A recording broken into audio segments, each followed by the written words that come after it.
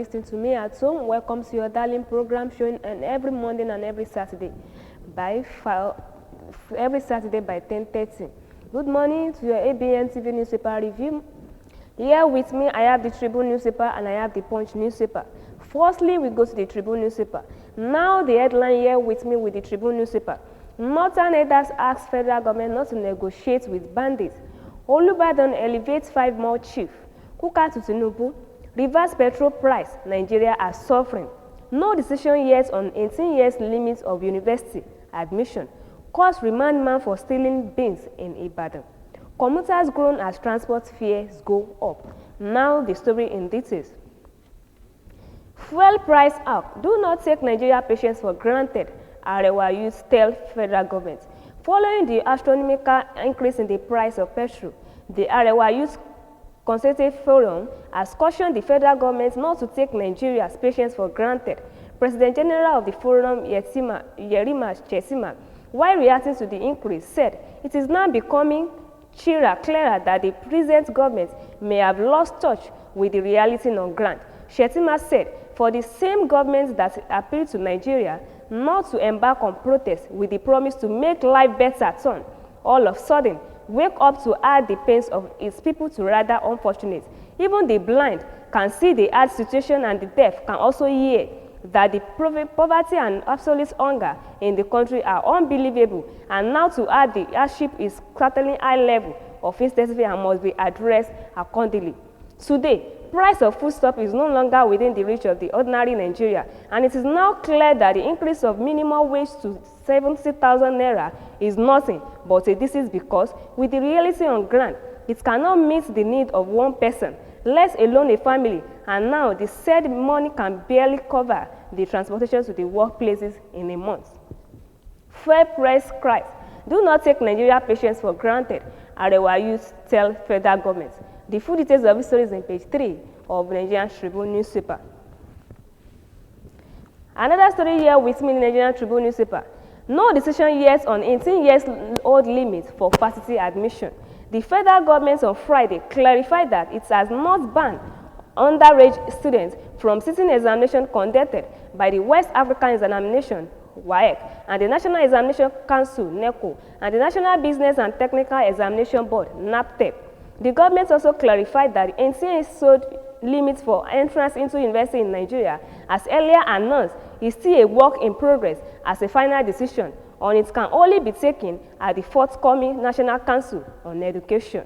After due consideration by all stakeholders, the Minister of State for Education, Dr. Sanko Sununu, made the clarification while addressing newsmen to mark the 2024 World Literacy Day with the theme promoting multi-inaugural education, literacy for mutual understanding and peace. The global celebration will be held on 9 and 10 September 2024 in Yaoundé and Cameroon. Sonunu stated that the government is only concerned about situation whereby some universities give admission to children of between age 10 and 12. According to him, this is a shocking revelation, hence the decision to reinforce the inclusive provision of the national policy on education. He said it was shocking to know that a university in Nigeria gave admission to children of the age of 10. They gave admission to the children of age of 11 and 12. We are not also saying that there are no exceptions. We know that we have talented students that can have an equal and an adult, even at the age of 6, age of 7, but those are very few. The ministry is looking at developing a guidelines on how to identify and label a child as talented so that we can grant them exception, so that the parents will not also say that we have blocked chance for everybody. I want to urge the Nigerian public that this is a work in progress. Nobody is saying that no child will write WAEC, NECO, or any other examination in the country has been reported. I hope this will clear this misconception and this misinterpretation of what we said. We all know that government of President Bola Tinubu is democratic and listening. When the Student Loan Act was passed initially, the president listened to the outcries of Nigeria that it was so reactive, and the act was repeated as what is now acceptable to all Nigeria. No decision yet on 18 years old limit for varsity admission. The full details of this story is on page 4 of Nigerian Tribune newspaper. Another story here with me in Nigerian Tribune newspaper. Kwara Polytechnic commiserates with students' family over untimely deaths. The rector of Kwara State Polytechnic Engineer Dr. Abdul Mohammed has expressed sadness over the dismissal of a National Diploma 2 ND2 Electrical Electronic Engineering student Abdul Bamdile. In a statement issued and signed by a spokesperson of Polytechnic, Mrs. Alimat Gaba, the school disclosed that the sad incident allegedly took place on Wednesday, September 4, 2024, around the GRA in Ilorin, the state capital. According to the statement, the circumstances around the young and promising student's death is still deceased, as there were many unconfirmed stories and narrative around it. It added that the school management is committed to ensuring that the justice is served as appropriate based on the final report of the matters. Engineer Abdul appreciated the students for being calm and not taking laws into their hands, stressing that it's the investigation unfold the Polytechnic community and remain resolute in its demand for accountability and justice for Abdul Koyim. The rector also commiserates with the families of the deceased and the entire Polytechnic community on the sad developments and prayed that God give the family, friends, classmates, and entire Polytechnics and strength to bear the huge loss. Kwara Polytechnic commiserates with students' families over the untimely deaths. The full details of this story is on page 5 of Nigerian Tribune newspaper. Another story here with me in the Nigerian Tribune newspaper, hardship. Oyebanji directs Ekiti workers to work from home. In a what could be described as a direct response to the current economic situation and hardship, the Ekiti State Governor Biodun Oyebanji has approved a work from home arrangement for civil servants in the state. The special advisor to the governor on media, Yinka Oyebode, in a statement on Friday, said the arrangement was aimed at further cushioning the effects of the current economic situation on workers in the state. According to the Oyebode, under the new arrangement, officers on level 1 to 7 will work from home 3 days a week. Officers on level 8 to 12 are to work from home 2 days in a week, while officers on level 13 to 17 will work from home once in a week. He revealed that the new arrangement, which is expected to commence on Monday, however, exclude essential workers like teachers, co-ed workers in hospital and security personnel. Hardship, Oyebanji directs Ekiti workers to work from home. The full details of this story is on page 6 of Nigerian Tribune newspaper.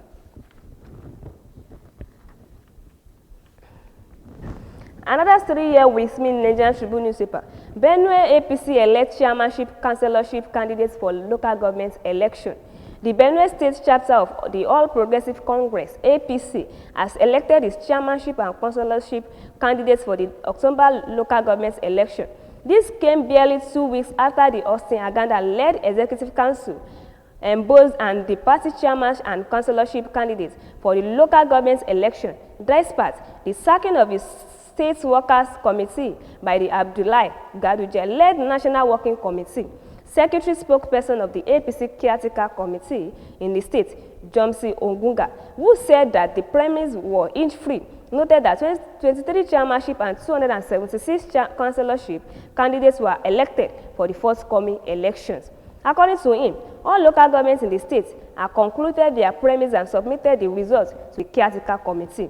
He commended his members for their peaceful conduct during the primary elections. Ogunga also praised the aspirants particularly for conducting themselves well during the screening exercise on September 1, 2024, which lasted till September 2, 2024. He said, APC is pleased, but no form of violence has been reported anywhere during the process, as those who have concerned with the screening exercise reports have since approached the Barrister Moses leading screening appeal committee, which has attended to all cases. Benue's APC elects chairmanship, councillorship candidates for local government elections. The full details of this is on page 8 of Nigerian Tribune newspaper.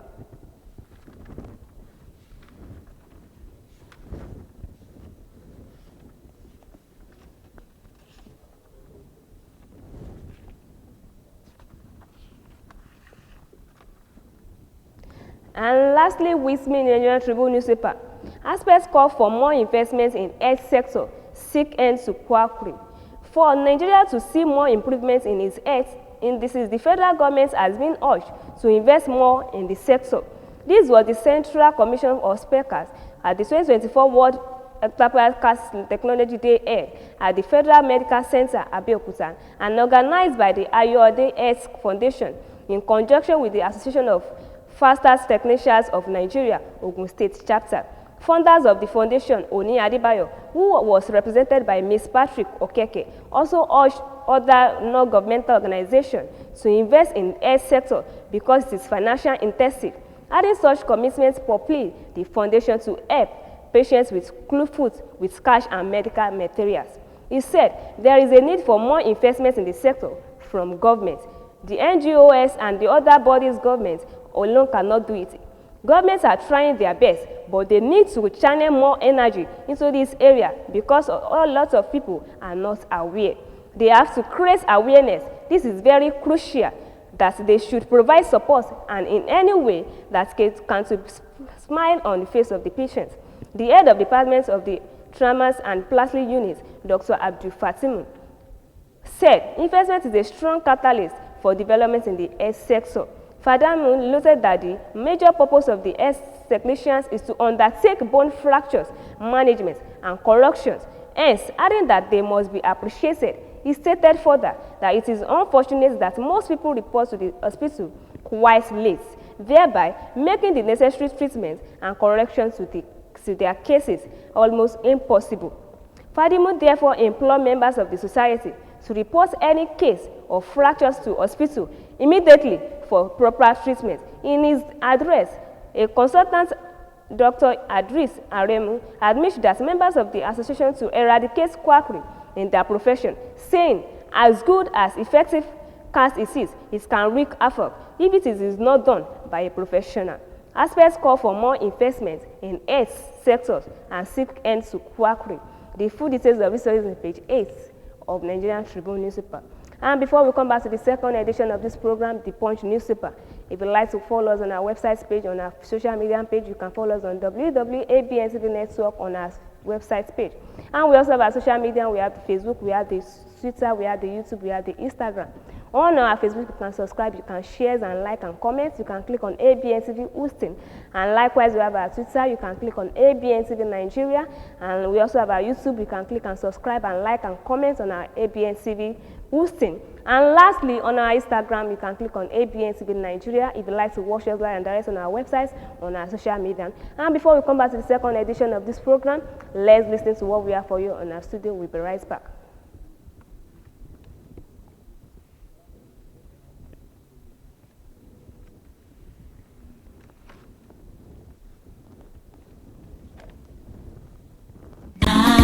African Broadcasting Network. African Broadcasting Network. It's all about Africa. It's all about motherland. Celebrating rich cultural heritage. ABN, we bring the best. Broadcasting Network. Broadcasting Network. African Broadcasting Network. Oh, entertainment, education. African Broadcasting Network. Oh yeah. Oh, information, cultural values. African Broadcasting Network. ABN, celebrating Africa's rich cultural heritage. Welcome back, and I hope you enjoy what we have for you in our studio. Now to the second edition of this program, The Punch newspaper. Tinubu must drop petroleum minister portfolio. People spreading petrol crisis. Trucks stranded at depots as NNPCL Dangote tackle overpricing. Nigeria flag designer Taiwo Akinkunmi buried after 1 year wait for federal government. Ogun begins manhunt for kidnappers of 66-year-old nurse. Now the story in details. 13,346 killed and 9,207 abducted under Tinubu says report. Since President Bola Tinubu had inauguration on May 29, 2023, Nigeria has seen a democracy's rise in violence, with 13,346 people killed and 9,207 abducted across the country. This surge in violence spanning 667 local government areas is attributed to terrorism, banditry, formal borders and conflicts and other forms of social upheaval. A recent Nigeria security report by Benson, a firm specialized in security rights management, provided data's breakdown from May to December 2023. There were 5,802 deaths and 2,754 kidnapping. The situation was worsened in 2024, with 7,544 killed and 6,453 abducted between January to September. Experts are expressing concern over the unending security challenges and are urging President Tinubu to take more decisive actions. The security crisis is severe, a security analyst Mandate Chue, so Saturday Punch. Economic hardship has only exacerbated the problem, combining all already grief situation. At a security and peace summit based on the Northern West Governors Forum in Katsina State in July, President Tinubu described the ongoing insecurity, especially in the Northwest, as inherited security comprising. He suggested that the current boundaries and insurgencies were partly due to historical injuries faced by the conflict-afflicted communities. 13,346 killed and 9,277 abducted under Tinubu says report. The full details are listed on page 5 of Nigerian Punch newspaper.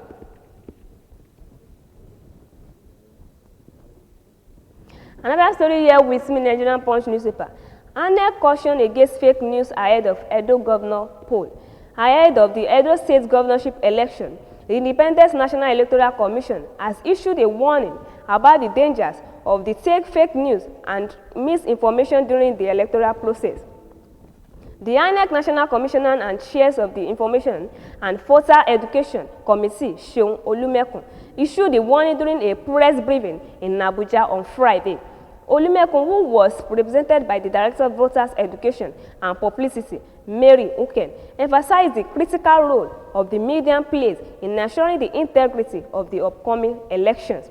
Olumekun cautioned that the spread of fake information, particularly in the digital age, could lead to public unrest and erode trust in the election results.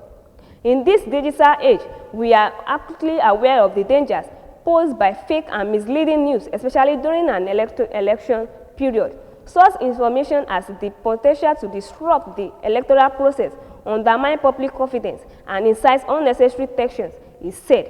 To counter this, Olumekun said INEC had committed to maintain transparency and provide timely updates. The commissioner noted that the public could rely on the commission for accurate information, adding that the various channels have been made available for voters and the media to verify any election-related news directly with INEC. INEC cautioned against fake news ahead of Edo governor's poll. The full details are listed on page 7 of Nigerian Punch newspaper.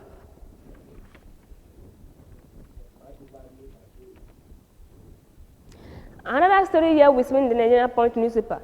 Benue local government poll, APC elects 299 candidates. The Benue chapter of All Progressive Congress has elected 299 chairmanship and councillorship candidates for the October 5 local government elections. Disclosing this to journalists in Makurdi on Friday, the caretaker organizing secretary spokesman of the APC caretaker committee in the state, James Oganga, said that the premise were inch-free. According to Oganga, the party successfully elected 23 chairmanship and 276 councillorship candidates for the forthcoming election. He said all local governments in the state have concluded their primaries and submitted the results to the caretaker committee. The APC is pleased that no form of violence has been reported anywhere during the process of those who have concerned with the screening exercises. Reports have since approached the Barrister Moses Screening Appeal Committee, which was attended to all cases. Benue local government poll, APC elects 299 candidates. The full details of this story is on page 9 of Nigerian Punch newspaper.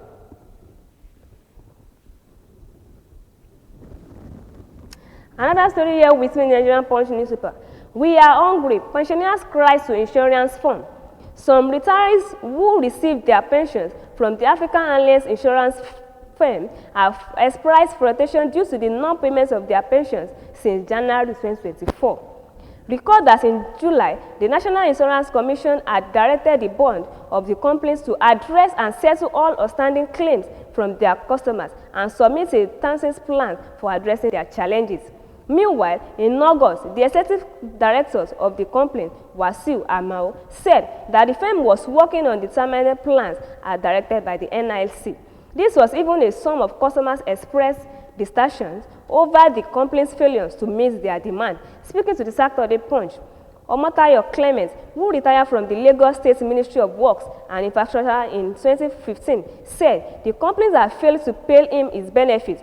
He stands that life has become challenges for him and the family after 4 months without payments. Clement added that he had been borrowing money from friends and family, but their patience was wearing thin as they struggled to repay them. He said, I have not been paid for over 4 months now, and I did not receive any payments in March.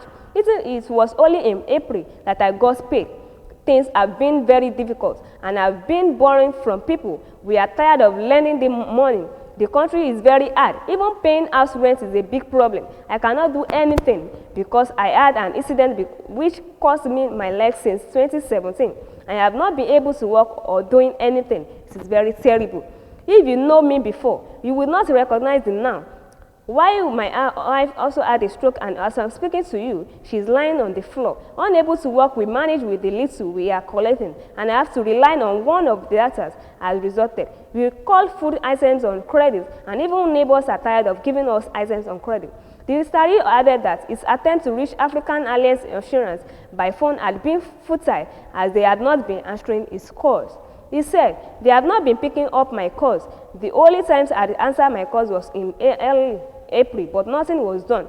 All they said was that I should be patient. Since then, whenever I called, they did not say anything. There was a time some of my colleagues went to the Ikoyi office, but I could not go because of my leg. They went to the office and were paid for April only. We are hungry. The pensioners cries to insurance firm. The full details of this story in page 10 of Nigerian Punch newspaper.